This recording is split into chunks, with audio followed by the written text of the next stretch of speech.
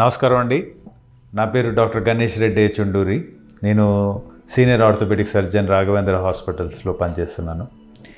ఈరోజు మనము చాలామందికి ఉన్న ఒక ప్రశ్న, వాళ్ళకి ఏమనిపిస్తుందంటే, మా దగ్గరికి ఆపరేషన్కి వచ్చేవాళ్ళు లేదా బయట ఆపరేషన్ చేయించుకునేవాళ్ళు మత్తు డాక్టర్ గారు నడుముకి కనుక ఇంజెక్షన్ ఇస్తే వాళ్ళకి తర్వాత నడుములో నొప్పి వస్తుందని వాళ్ళకి ఒక అదేంటి అనుమానం ఉంటుంది. అండ్ చాలామంది చుట్టుపక్కల వాళ్ళు చెప్తారు, నడుములో ఇంజెక్షన్ వద్దు, మీకు తర్వాత నడుము నొప్పి వచ్చేస్తుంది అని చుట్టుపక్కల వాళ్ళు చెప్తారనమాట. చెప్పగానే వీళ్ళు అవునవును వచ్చేస్తుందేమో అని వీళ్ళు కూడా ఊహించుకుంటారు.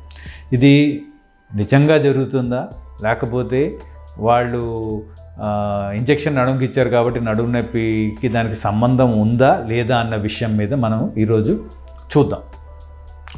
అయితే ఇప్పుడు మనకి మామూలుగా కాళ్ళకి ఆపరేషన్ జరుగుతున్నప్పుడు దానికి మత్తు రెండు రకాలుగా ఇవ్వచ్చండి. ఒకటి ఏంటంటే మన ఎయిర్వే, అంటే మనము శ్వాస తీసుకునేది నుంచి ఒక ట్యూబ్ వేసి దాని నుంచి జనరల్ అనెస్థీసియా లాంటిది ఇవ్వచ్చు, లేదా ఓన్లీ నడుముకే మనము ఇంజెక్షన్ ఇచ్చుకొని నడుము కింద భాగాలు ఏ ఆపరేషన్ అయినా కానీ నడుము కిందవి ఆపరేషన్లు ఉన్నవి, అంటే సిజేరియన్ కానీ లేకపోతే హిస్టరెక్టమీ అలాంటివి ఆపరేషన్లు, లేదా నడుముకి కింద సంబంధించిన ఆపరేషన్లు అన్నీ మనము ఈ స్పైనల్ అనెస్థీసియాలో చేయొచ్చు నడుముకి ఇంజెక్షన్ ఇచ్చి.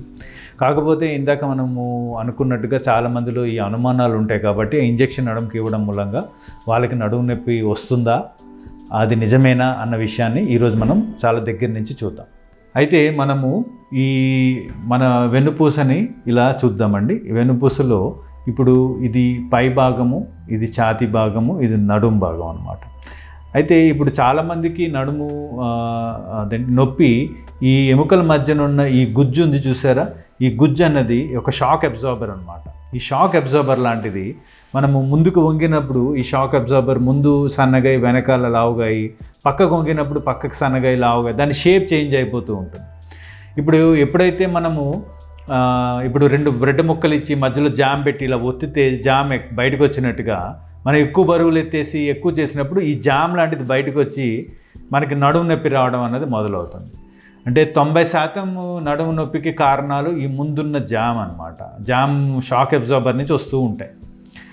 ఓకే, అలా కాకుండా అంటే వేరే రకరకాల నొప్పులు కూడా మనకి బ్యాక్ నుంచి ఉంటాయి, కానీ ఎక్కువగా దీని నుంచి వచ్చే నొప్పికి ఎక్కువ కారణాలు ఇవే.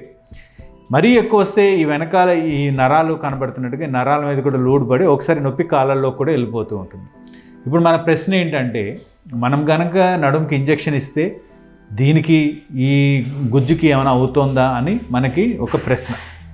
అయితే మన మత్తు డాక్టర్ గారు ఇంజెక్షన్ ఇచ్చేటప్పుడు ఏం చేస్తారంటేనండి, ఇది మన చర్మం ఇక్కడ ఉంటుంది వెనకాల, ఈ చర్మం నుంచి ఇంజెక్షన్ ఇలా తీసుకెళ్ళి ఆ నీడిల్ని ఇంతవరకు తీసుకెళ్ళి ఆయన ఆపేస్తారు.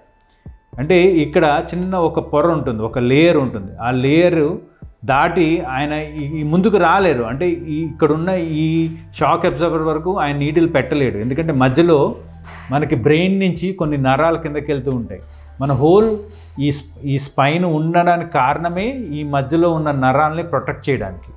ఇప్పుడు ఈ నరాలు దాటి మనము ఇంజెక్షన్ నీడిలు దాటి ముందుకు రాలేదు. అయితే ఎప్పుడైతే ముందుకు రాలేదు కాబట్టి మనము ఇక్కడ ఆగిపోతుంది. కాబట్టి ఈ ఇంజెక్షన్కి ఇక్కడున్న దానికి అసలు సంబంధమే లేదు.